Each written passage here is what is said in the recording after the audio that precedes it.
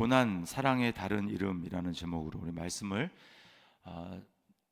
증거하도록 하겠습니다. 자, 우리가 하나님이 베푸신 은혜를 깨닫지 못하고 모든 것을 내 것이라고 생각하며 그렇게 살아갈 때 하나님은 나에게 베푸셨던 그 은혜, 나에게 베푸셨던 그 환경을 하나님은 거두어 가십니다. 찾아가십니다.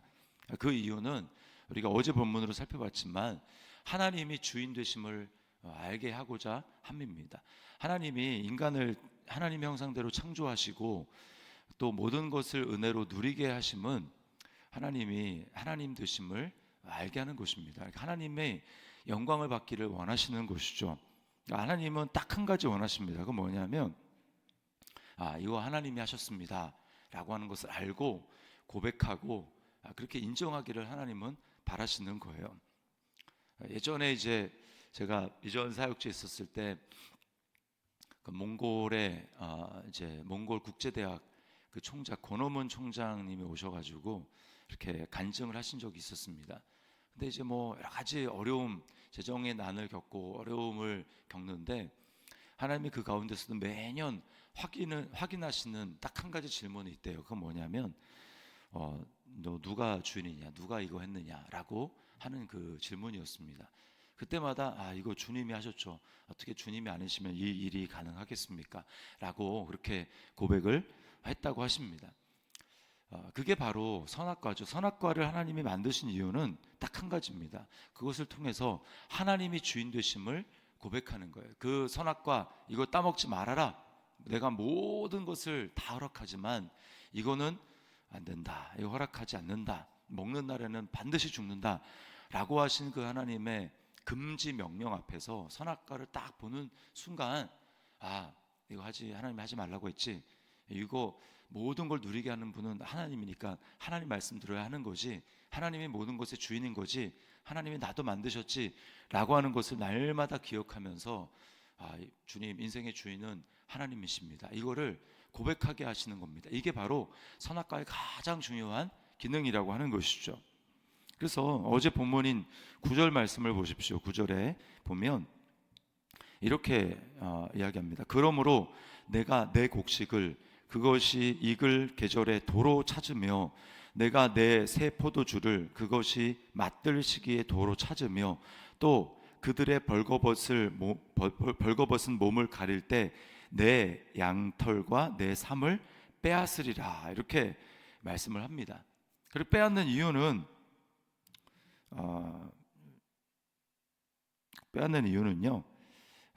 이제 이스라엘이 다 자기 거라고 하는 거예요. 5절 말씀을 보실래요? 5절에 이렇게 되어 있습니다. 그들의 어머니는 음행하였고 그들을 임신했던 자는 부끄러운 일을 행하였나니 이는 그가 이르기를 나는 나를 사랑하는 자들을 따르리니 그들이 내 떡과 내 물과 내 양털과 내 삶과 내 기름과 내 술들을 내게 준다 하였습니다. 그러니까 하나님이 다 주신 건데 거꾸로 얘기해줘. 내 거, 내 떡, 내 물, 내 양털, 내 삶, 내 기름, 내 술들 내게 다 납니다. 이게 바로 우상입니다. 우상은 그래서 항상 앞에 자기를 위하여 하나님 이렇게 말씀. 자기를 위하여 새긴 우상을 만들지 말며 너희를 위하여 새긴 우상을 만들지 말아라. 항상 납니다, 나. 근데 하나님은 뭐라고 하시는 거예요? 지금 9절 방금 전에 읽었듯이 내 곡식, 내 새 포도주, 내 양털, 내 삶 아니다, 내 거다, 내가 너희에게 준 것이다 라고 말씀을 하신 것이죠. 그래서 하나님은 다 빼앗으시는 겁니다. 다 빼앗아요. 그래서 하나님이 주신 거다, 하나님이 다 누리게 하신 거다라고 하는 것을 마침내 알고 그렇게 고백하도록 하시는 겁니다. 하나님이 빼앗아 가면요 수치를 당하고 기쁨도 다 빼앗게 됩니다. 그것을 바로 오늘 본문의 14절에 그를 타일러 거친 들로 데리고 가서 이렇게 말을 하죠. 거친 들, 광야를 얘기합니다. 광야, 아무것도 없는 광야로 하나님이 데리고 가신다라는 거예요. 그를 타일러, 그에게 말로 이렇게 말씀해서 잘 타일러서 광야로 데리고 간다는 거예요. 아무것도 없는 거 다 빼앗겼는데 근데 그곳은 하나님으로부터 모든 것이 오는 것입니다. 광야를 한번 생각을 해보십시오. 애굽에는 모든 것이 풍부했습니다. 그러나 거기는 하나님이 없었죠. 하나님이 이제 유월절을 통해서 이스라엘 백성들을 다 애굽에서 탈출시킵니다. 그리고는 광야를 들어가지 않습니까? 광야는 아무것도 없어요. 광야는 딱 만나, 하나님이 딱 주시는 그 하루를 살아갈 만나, 그것만 있는 곳이 광야입니다. 자, 그곳에 근데 가장 중요한 건 뭐냐면 거기에 하나님의 임재가 있다는 거죠. 하나님의 임재가 있어요. 전에는 다 모든 것을 풍족하게 누리지만 하나님의 임재가 없었습니다. 하나님의 말씀이 없어요. 하나님의 위로도 없습니다. 근데 이제 뭐라고 하시는 거예요? 거친 들로 데리고 가서 말로 위로하고, 말로 위로하고. 말로 위로한다는 것은 거기에 하나님의 임재가 있다라는 겁니다. 하나님이 말씀을 주신다라는 겁니다. 그리고 하나님이 위로하신다라는 거예요. 그리고 매일매일 하나님과, 하나님 임재 가운데 하나님과 동행하는 삶을 살아가게 되는 것입니다. 여러분, 뭐가 더 중요합니까? 우리가 다니엘 기도에 계속 간증자들 나와서 얘기를 하는 게 가나안 땅이 오히려 이제 정말 지옥이 될 수 있다. 그리고 광야가 그곳이 천국이 될 수 있다. 주님이 임재하시고 주님이 함께 하시고 주의 음성이 들리고 내가 지금 주님과 함께 동행하고 있습니다 라고 하는 고백을 우리가 매일 할 수 있다면 여러분, 그곳이 바로 하나님 나라죠. 하나님 나라. 하나님이 이것을 우리에게 주기를 원하시는 겁니다. 그래서 내 안에 있는 교만과 또 자만과 내 힘을 이제 빼시려는 하나님의 계획이 있는 거죠. 내가 가득 차 있으면 하나님의 것, 하나님의 생명과 능력을 우리는 채울 공간이 없는 것입니다. 그러니까 이제 하나님은 나를 다 덜어내시는 거예요. 나를 다 덜어내시고 거기에 이제 하나님으로 채우시려고 하는 것입니다. 여러분, 예수님을 믿고 이제 내가 옛 생명으로 살아가지 않고 새 생명, 예수의 생명, 하나님의 생명, 이게 바로 영생이죠. 영생은 죽어서 이제 그러니까 누리는 게 아닙니다. 이제 영생을 하나님이 주시는 거는 이제 네가 이때까지 살아왔던 너의 삶의 원리가 아니고 이제 새로운 삶의 원리로 너의 인생이 새롭게 건축되어야 된다. 이제 내 생명으로 살아가야 된다라고 말씀하시는 게 영생의 시작입니다. 그래서 하나님은 예수 믿고 새 생명을 소유한 사람에게 예외 없이 이 과정을 거치게 하십니다. 한 번이 아니라 여러 번 거치게 하십니다. 그래서 입술로 고백한 예수 그리스도의 십자가가 삶에 적용되게 하십니다. 아직 내 육체에 남아있고 내 생활과 관계에 퍼져 있는 자기 사랑이라고 있는 이 암세포들을 하나님은 십자가로 죽이십니다. 자존심의 염증을 하나님은 불로 태워버리시는 거죠. 이 과정을 하나님은 허락하시는 겁니다. 그래서 15절 말씀에 보면 이렇게 얘기하죠. 거기서 비로소, 그 광야에서 비로소 그의 포도원을 그에게 주고 아골 골짜기로 소망의 문을 삼아 주리니 그가 거기서 응대하기를 어렸을 때와 애굽 땅에서 올라오던 날과 같이 하리라. 처음에 하나님을 사랑하고 하나님께 반응하고 그렇게 살아갔는데 이제 어느 순간에 없어졌던 그 반응, 그것을 다시 하나님께 한다라는 거예요. 여러분, 아골 골짜기가 뭡니까? 아골 골짜기는 이스라엘 백성들이 이제 그 가나안 땅에 처음 입성했을 때 첫 전투가 이 뭐죠? 여리고성 전투 아닙니까? 그때 하나님이 경고하셨어요. 이제 여리고성을 너희가 이제 신비한 방법으로, 내 방법으로 무너뜨릴 텐데 거기 어떤 것도 손대서는 안 된다. 아무리 그것이 탐스럽고 하더라도 거기에 있는 것을 가지고 가면 안 된다. 아무것도 취하면 안 된다. 근데 그걸 범한 사람이 있었습니다. 아간이라고 하는 사람이 범했습니다. 탐이 났어요. 금과 은덩이 그리고 거기에 있는 아주 좋은 외투를 숨겼습니다. 결국 이제 제비뽑기 해가지고 드러나지 않습니까?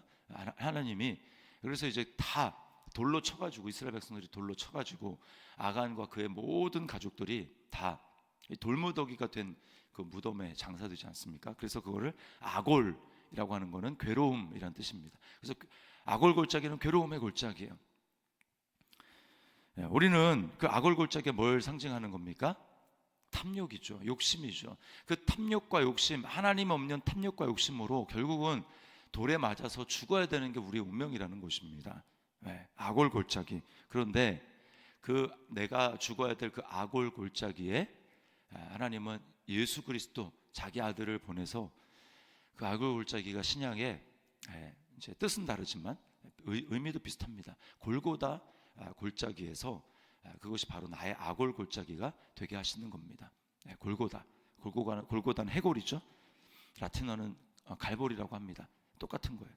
그 골고다에서 자기 아들을 십자가에 못 박아 죽임으로 말미암아 거기에서 나의 탐욕과 욕심이 예수 그리스도와 함께 죽게 만드십니다. 그래서 갈라디아서 5장 24절은 말하기를 그리스도 예수의 사람은 그 육체와 함께 정욕과 탐심을 십자가에 못 박았느니라, 이렇게 말씀하는 것입니다. 그래서 우리는 예수님을 믿음으로 말미암아 다시 이제 새롭게 태어나는 거예요. 새롭게 태어나는 것. 하나님 없는 나의 육신의 이 욕심과 탐욕을 가지고 세상을 사랑하며 살아가는 그 나의 모습을 날마다 십자가로 하나님 앞에 못 박고 계속 끊임없이 죽이고 그런 삶을 살아가겠습니다. 여러분, 이게 바로 새 생명으로 살아가는 방식입니다. 이렇게 살아가게 될 때 비로소 거기서 우리는 소망을 발견하는 거예요. 그래서 오늘 아골골짜기에서 소망의 문을 삼아주겠다라고 우리에게 말씀하는 것이죠. 그것은 바로 하나님과 친밀한 관계, 하나 되어 사랑을 누리는 그 관계가 되게 하는 것입니다. 이게 바로 하나님이 그 다음 절에 말씀하는 것입니다. 16절에 여호와께서 이르시되 그날에 네가 나를 내 남편이라 일컫고 다시는 내 바알이라 일컫지 아니하리라. 17절 내가 바알들의 이름을 그의 입에서 제거하여 다시는 그의 이름을 기억하여 부르는 일이 없게 하리라. 바알이 내게 모든 걸 준다라고 했는데 이제 바알이라고 부르는 걸 아예 입에서 제하해 버리시고 하나님이 이제 하나님을 남편, 여호와가 나의 남편이 되십니다. 이게 바로 예수님과 연합한 관계죠. 그래서 예수님을 나의 신랑이라고 그렇게 고백하며 살아가는 것입니다. 이것이 가능한 이유는 다르면 신랑이라고 할 수 없겠죠. 우리가 똑같아야 돼요. 그래서 하나님이 예수 그리스도를 이 땅에 보내셔서 육신을 입게 하시고 그냥 단지 십자가에서 죽을 때만 육신이 필요한 게 아니라 이제 영원히 손에 못자국, 발에 못자국, 그 다음에 옆구리에 창자국, 그것을 그대로 가진 채로 지금도 하나님 보좌 우편에서 우리를 위해서 간구하시고 다시 오실 때도 육체를 가지고 오시는 이유는 우리가 예수님과 똑같이 되는 것 아닙니까? 그래서 가장 가까운 관계, 그게 바로 아내와 남편의 이 부부 관계죠. 그래서 우리가 예수님을 나의 신랑이다 이렇게 고백하는 것입니다. 부부 관계라고 고백하는 거예요. 이렇게 하신 이유, 우리가 어떻게 살아야 됩니까? 그러면 이제 날마다 이 나에게 베푸신 그 하나님의 사랑을 기억하고 하나님을 단지 두려운 존재, 이렇게 멀찍이 떨어져서 바라만 보는 그런 존재가 아니라 주님과 이 가까운 관계로 맺기를 원하시는 겁니다. 이 친밀한 관계를 맺기를 원하시는 거예요. 하나님을 사랑하기를 원하시는 겁니다. 내가 너를 사랑하는 것처럼 너도 나를 사랑해라. 그 사랑의 관계를 하나님이 원하시는 것입니다. 그래서 20절 말씀에 보면 이렇게 얘기하죠. 진실함으로 네게 장가 들리니 네가 여호와를 알리라. 여기 안다고 하는 것은 부부 관계를 통해서 깊이 육체적으로 깊이 아는 것처럼 하나님을 경험해서 아는 것을 얘기를 하는 겁니다. 경험으로 하나님을 아는 거예요. 그리고 3장 5절에는 이렇게 얘기합니다. 그 후에 이스라엘 자손이 돌아와서 그들의 하나님 여호와 그들의 왕 다윗을 찾고 마지막 날에는 여호와를 경외함으로 여호와와 그의 은총으로 나아가리라. 하나님을 찾는 겁니다. 하나님을 찾고 하나님께 자주자주 나가는 거죠. 긍휼하심을 받고 때를 따라 돕는 은혜를 얻기 위하여 은혜의 보좌 앞에 담대히 나아갈 것이니라. 넌 내게 자주 나와라. 나를 찾아라. 나와 사랑하자. 나와 친밀함을 누리자. 이것이 하나님이 예수 그리스도 안에서 우리를 택하신 이유입니다. 거기서야 사명도 나오는 거예요. 하나님을 사랑하지 않으면 사명이 짐이 됩니다. 그런데 주님과 친밀하게 사귀고 사랑을 하게 되면 하나님의 마음을 알기 때문에 주님이 마음을 두고 계신 그 일 내가 하겠습니다. 내가 주님을 위해서 이 일을 하겠습니다. 내가 주님의 마음을 일을 해서 시원케 하겠습니다. 라고 그 사명이 바로 주님과의 친밀한 사귐에서 나아가는 거예요. 그러나 어느 순간 사명을 감당하지만 그것이 무거운 짐처럼 되고 힘들어지는 이유는 뭐냐면 하나님과의 어느 순간에 친밀한 그 사랑의 관계를 잊어버렸기 때문에 모든 게 힘들고 모든 게 내 힘으로 하고 그래서 무겁고 그렇게 되는 것입니다. 오늘 하나님이 우리에게 고난을 주시는 이유는 우리를 사랑해서 다시금 사랑으로 친밀한 관계로 이끄시려는 하나님의 계획임을 알고 우리 그리스도 안에서 이루어 주신 그 놀라운 은혜와 사랑을 다시 한번 기억하며 하나님 앞에 주님을 친밀하게 사귀며 나아가는 그런 주님과의 관계가 회복되는 은혜가 있기를, 또 오늘 주님과 그렇게 사귀며 살아가는 한 날이 될 수 있기를 주님의 이름으로 축원합니다.